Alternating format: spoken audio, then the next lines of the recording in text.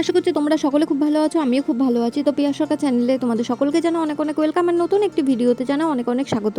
তো ভিডিওটা তোমরা স্কিপ না করে একটু প্রথম থেকে শেষ পর্যন্ত দেখতে থাকো। আর আজকে আমি কিন্তু চলে গেছিলাম একদম শিবের স্নান দেখতে, আর আমি চলে গেছিলাম কিন্তু বিকেল 4টের সময়, তখনও শিব ঠাকুর আসেনি। তো ঘাটে অনেকক্ষণ ধরে অপেক্ষা করছিলাম, আমার বাড়ির সামনে শিব ঠাকুর, কিন্তু সেটা রানীর ঘাটে নিয়ে গিয়ে স্নান করানো হয়। তো সেই 4টেই যাওয়ার কথা ছিল, সেই মতোই আমরা চলে গেছিলাম, কিন্তু তখনও আসেনি। তো চলো তোমাদেরকে একটু বাইরের ভিউটাও দেখাতে থাকি। তো এই যে এটা হচ্ছে মায়াপুর, এখান থেকে মায়াপুরটা পুরো স্পষ্ট দেখা যায়, দেখো পুরো ভিউটা দেখো। আর এখানে সব কিন্তু বসে বসে গঙ্গার ধারে কিন্তু সকলে অনেকে বসে বসে কিন্তু মাছও ধরছে। আর এই নৌকাটা হচ্ছে যাচ্ছে মায়াপুরে, আর ওই নৌকাটা যাচ্ছে হচ্ছে ওপারে মানে সরগঞ্জ ঘাটে, যেটা থেকে কৃষ্ণনগর যেতে হয় নবদ্বীপ পার করে। আর এখানে দেখো সন্ন্যাসীরা, বাবা যেহেতু আসবে এখানে, বাবা স্নান হবে, তার জন্য সন্ন্যাসীরা এসে সেরকম মানে প্রত্যেকটা সিঁড়ি ধরে ধরে পুরো ধুয়ে পরিষ্কার করছে। কেননা এখানে প্রত্যেক দিন প্রচুর অসংখ্য লোকের আনাগোনা থাকে, নবদ্বীপ ঘাটে গঙ্গা স্নান করতে আসে, সব রকম কাজ, যেরকম ধরো কি বলবো, কেউ মারা ঠারা গেলে স্নান করতে আসে, এমনি স্নান করতে প্রচুর লোকের সমাগম হয়। আরও বিভিন্ন ঘাট আছে, তবে এই ঘাটটা একটু বেশি হয়। আর এই যে এখানে বটের গাছ, ওখানে পাঠ চলছে মহাপ্রভুর সামনে, আর এখানে বাবাকে এখানে আনা হবে, এনে এখানে মাঝখানে বসিয়ে স্নান হবে। তো এখন যতটা ফাঁকা দেখছো, আস্তে আস্তে ঠিক ভিড়টা ততটাই বাড়বে। আর বিকালের ভিউটা তোমরা দেখতেই পাচ্ছ কতটা সুন্দর, আর খুবই ভালো লাগে ঘাটটা। এখানে আমি এসেছি আর দিদি এসছে, এই টাকা দেখি। তো দেখো সব ধরে ধরে বসে হচ্ছে। তো আমরা গেছিলাম কিন্তু বিকেল 4টেই, আর এইদিকে দেখো যখন 7টা বাজে তখন কিন্তু ঘাট একদম ভেজা, ঘাট পুরো শুকিয়ে গেছিলো, আর অনেক সন্ন্যাসী চলে এসেছিলো, আস্তে আস্তে লোকের ভিড়ও বাড়ছিল। তো কথা বলতে বলতে কিভাবে যে সময়টা চলে গেল বুঝতেই পারলাম না, চোখের পলকে সময় চলে যাচ্ছিলো। আর এই ঘাটটায় আসলে সত্যি মনটা খুব ভালো হয়ে যায়, আর তার মধ্যে আজকে ফিলিংসটা যেন একটু অন্যরকমই ছিল।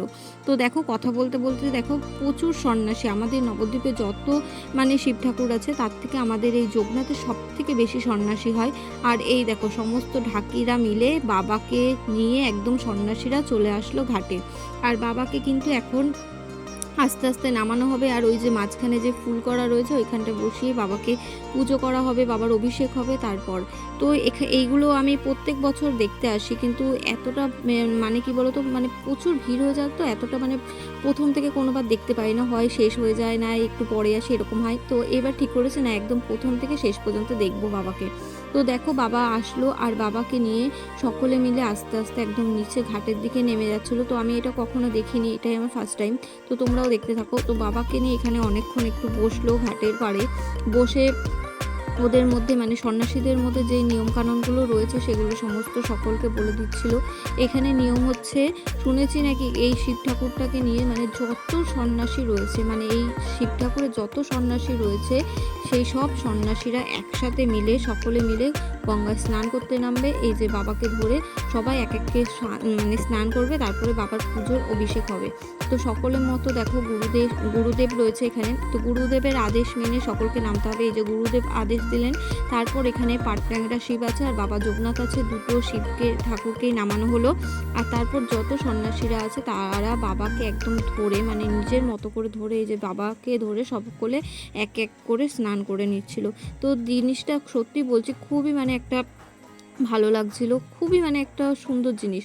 তো সকলের যখন স্নান হয়ে গেল তারপর বাবাকে এই যে ধরে তোলা হলো, তুলে নিয়ে এখন বসানো হবে বাবার যেখানে পুজো হবে সেখানে। আর দেখতেই পাচ্ছ কত সন্ন্যাসী, ওখানে তো বেশি লোক মানে যায় না, যেহেতু ওখানে সন্ন্যাসীরাই যাবে তাই। তো এই যে এখানে বাবাকে বসানো হলো, এখানেই হচ্ছে বাবার পুজো হবে। তো এই সামনে থেকে চলো তোমাদেরকে আরেকটু ভালো করে দেখাই।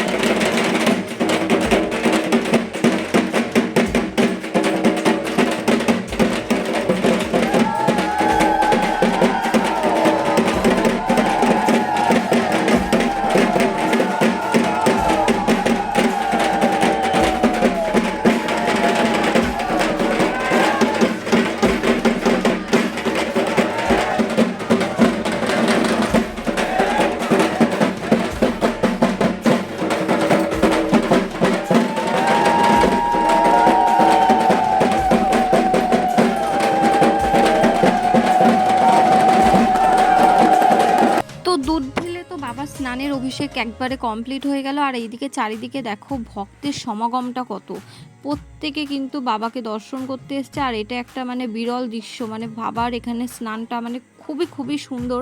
তোমরা ফোনে দেখে কতটা বুঝতে পারছো আমি জানি না, মানে আমি সামনাসামনি দেখেছি তো, এইভাবে আমি কখনো দেখিনি এতটা কাছ থেকে, মানে গায়ে কাটা দেওয়ার মতো এত সুন্দর লাগছিল। আর এখানে দেখো এত প্রাণ ভরে সন্ন্যাসীরা ডাকছে, মানে কি বলবো।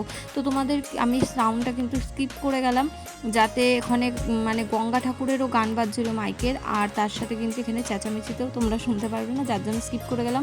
তোমরা কিন্তু অভিষেকটা অবশ্যই দেখো। আর বাবা কিন্তু সকলের মঙ্গল করুক, সকলকে খুব ভালো রাখুক, সুস্থ রাখুক, এই কামনাই করি। যার যা মনস্কামনা আছে সব পূরণ হয়ে যাক। তো চৈত্র মাসটা হচ্ছে বাবার বার। আর এই ঠাকুর সম্বন্ধে তো আরেকটা কথাই আছে, বিশ্বাসে মেলায় বস্তু তর্কে বহুদূর। তো ভগবান সকলের মঙ্গল করুক, সকলে পৃথিবীর সকলের যে যেখানে থাকুক সকলের মঙ্গল করুক, এই কামনাই করি। তো দেখো বাবাকে যখন দুধ দিয়ে অভিষেক করানো হয়ে যায়, তারপরে কিন্তু গঙ্গার জল ঢেলে অভিষেক করানো হলো। তারপর এখানে ফুল চড়ানো হচ্ছিল। ফুলের মালাগুলো এত সুন্দর সুন্দর করে গেঁথেছে আর এত সুন্দর করে পরিয়েছে, মানে কি বলবো, মানে মানে ভাষায় প্রকাশ করতে পারবো না। তোমরা ফোনে দেখে কতটা বুঝতে পারছো সত্যি বলছে বুঝতে পারছো না, কিন্তু আমি সামনে থেকে দেখেছি সত্যি।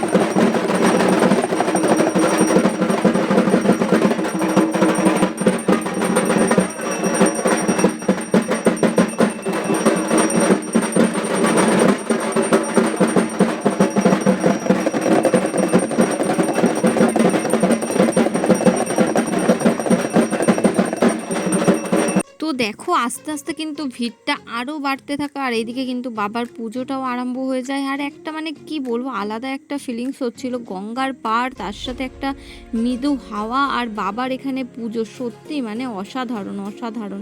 বাবার তো মন্দিরে পুজো হয়, তবে এরকম গঙ্গার ধারে বসিয়ে বাবাকে এত সুন্দর প্রাণ ভরে ডাকা, তার সামনে এত সুন্দর করে নিয়ম নিষ্ঠা ভরে পুজো করা, সত্যি বলছি একটা মানে বিরল দৃশ্য তোমাদেরকে।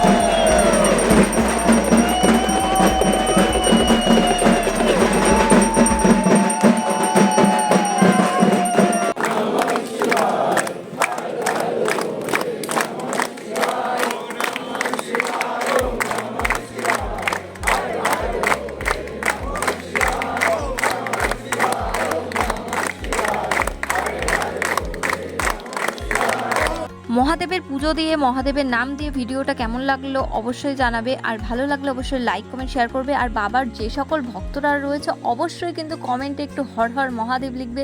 তো চলো ভিডিওটা আমি বড় না করে এখানে শেষ করছি। সবাই ভালো থাকবে, সুস্থ থাকবে, সকলের সাথে দেখা হবে অন্য কোনো ভিডিওতে, অন্য কোনো ব্লগে। সবাইকে আজকের মতো জানাই টাটা।